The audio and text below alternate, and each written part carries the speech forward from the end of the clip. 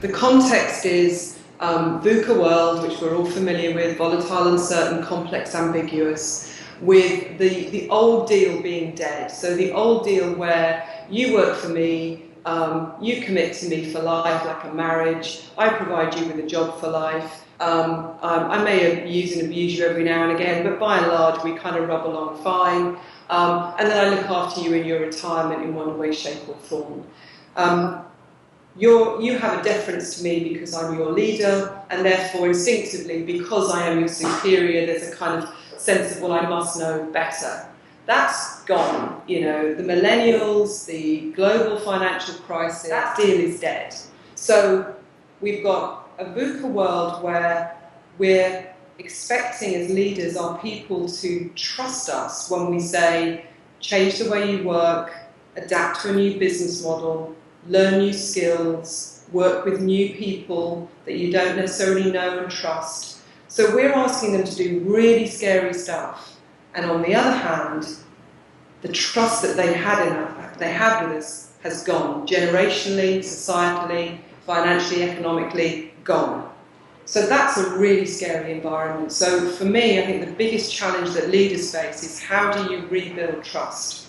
How do you build trust in a new setting, in a new context? We can't go back to the old ways. We don't want to go back to the old ways. Millennials don't want to go back to the old ways where they worked for one company forever.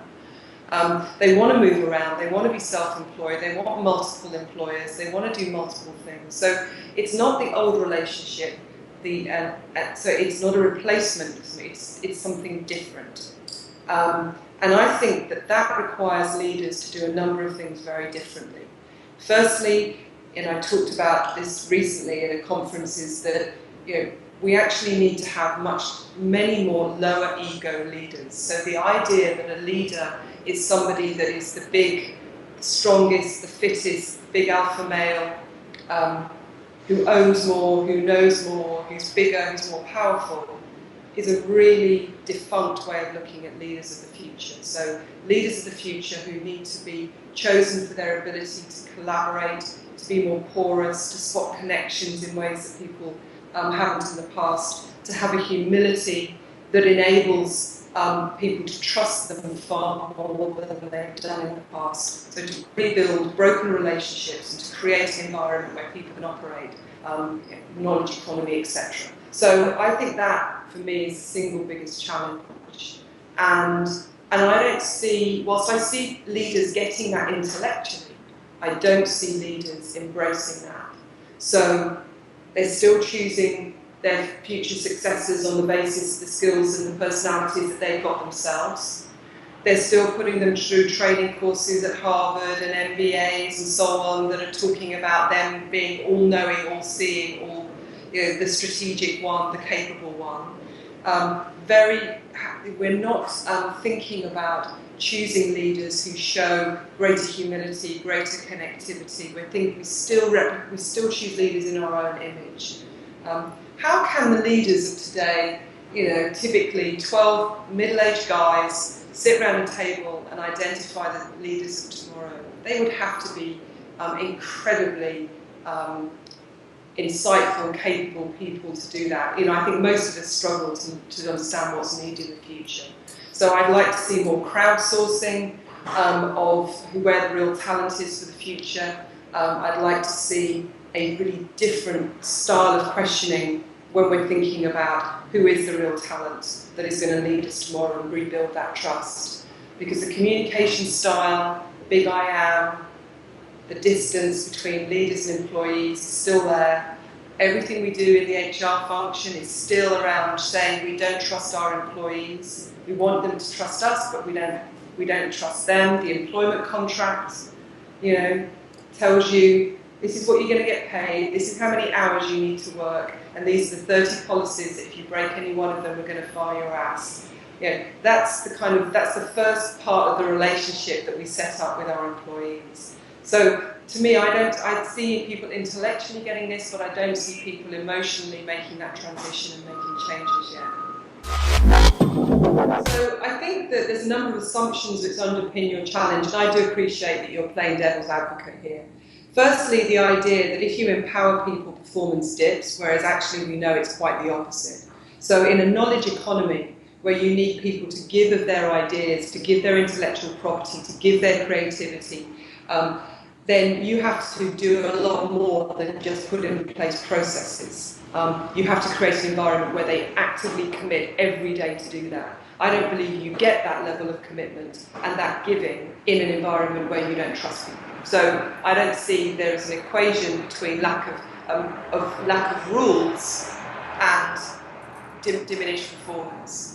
Secondly, I'm not stripping out structure. What I said was that appraisals don't work because we have so much evidence to tell us that the annual appraisal performance that goes on doesn't work. And all the reasons that I've out, the idea if you want to change behaviour, you tackle it once a year. The idea that you set up this power dynamic between employer and employee, which is handled really badly by the employer. A series of 25 objectives that are probably obsolete in today's world within a couple of weeks, but you hold people to that. But nobody looks at them ever. What does work is regular discussion. One of the most powerful things that I saw was at the BBC, we had news bulletins. So we had one, the main ones being at 6, 1, 6 and 10. And I went along to the 10 o'clock news and I watched the preparation for it in the couple of hours before, the decisions they would take, what was going to go in the show. Very high pressurised environment, as you might imagine, because stuff's coming in all the time. They do the show and then they come back together. They're all shattered, they've all done a long day, but they all come back together. That straight after the show, they stand together as a team. There might be 15 or 16 of them standing around, and someone then, the editor, talks about, well, so what do we think how that went? They were really honest, robust with each other, quite critical. You know, you didn't deliver that on time to me, I needed that. But what you have there is peer review, which we know from millennials, Facebook have integrated that into their organisational performance management structure. Peer review works really well. So you don't have this power dynamic, this critical parent, adult, child, but you have these peers reviewing each other. You have immediacy. So people's changing behaviour, they're told immediately that that was great, that could be better, that needs to be different, it looks like this, immediacy. And thirdly, you do not have the kind of paraphernalia that goes with a performance appraisal to do with ratings and bonuses and the form and the forced distribution, which takes up so much time. This took 10, 15 minutes at the end of the day. I think that's a brilliant example of somebody who's really looking at the results, who's really looking at performance and driving it hard. But it's quite informal. There's a structure there, but it doesn't get taken up with the form.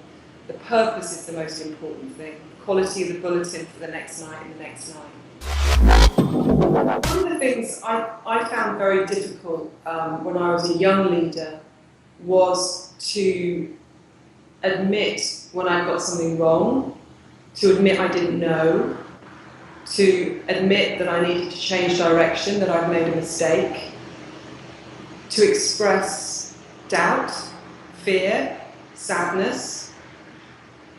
And I got some feedback in an appraisal, funnily enough. So this one worked, but this must be 15 years ago. I was, first senior role, management role.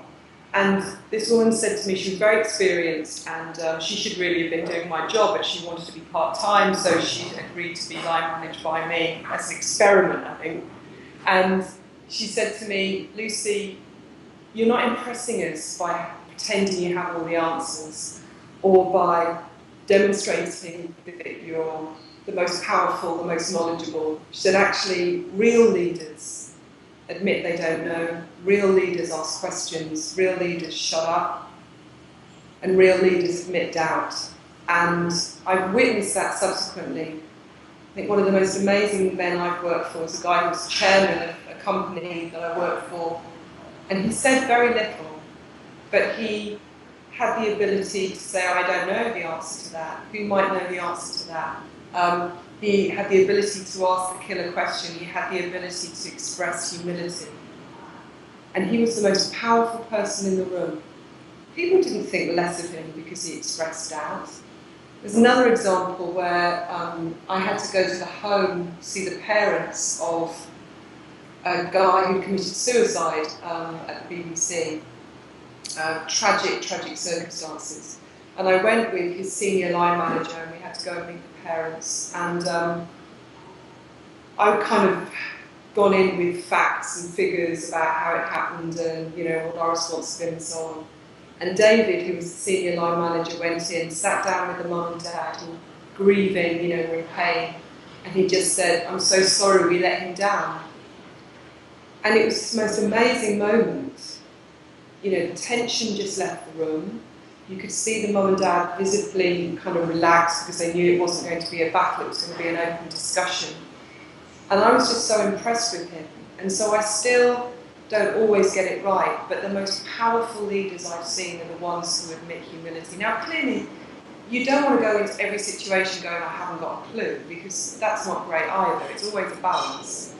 But I do think that if younger leaders coming through, or leaders who are struggling with this, you know, recognising that humility, letting your guard down, is not the weaker option, it's actually the stronger option, and to look for examples of that, people that they admire. And I can almost guarantee it will be the people who exude that, not the chest-beating alpha males. We're still trying to change things, and the problems, the recurring problems have been recurring for decades.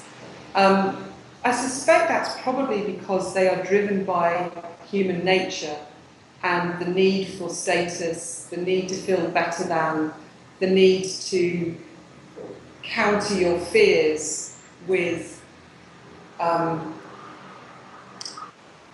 the edifice of, and the artifice of leadership that you think is great leadership, rather than true leadership. And I'm yet to find a really coherent view around tackling instinctive-based human nature, which is of course driven by fear. So if you take away my title, if you encourage me to not behave like an alpha, ego-driven individual, what am I? Who am I? How do I make sure that I feel good about myself?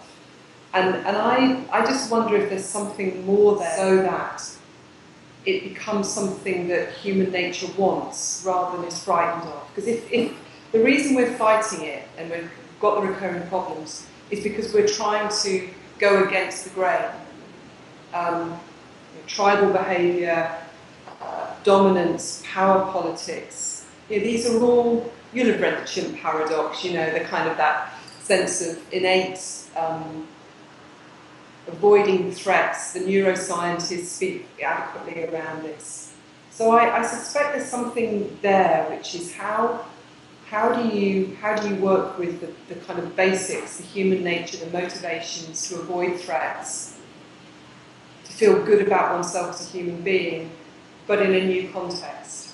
And I haven't come across that yet. We all know what we should do. We all know the behaviours. But how do we change the way we feel about it? And I'm still not convinced we've got those answers. Au revoir.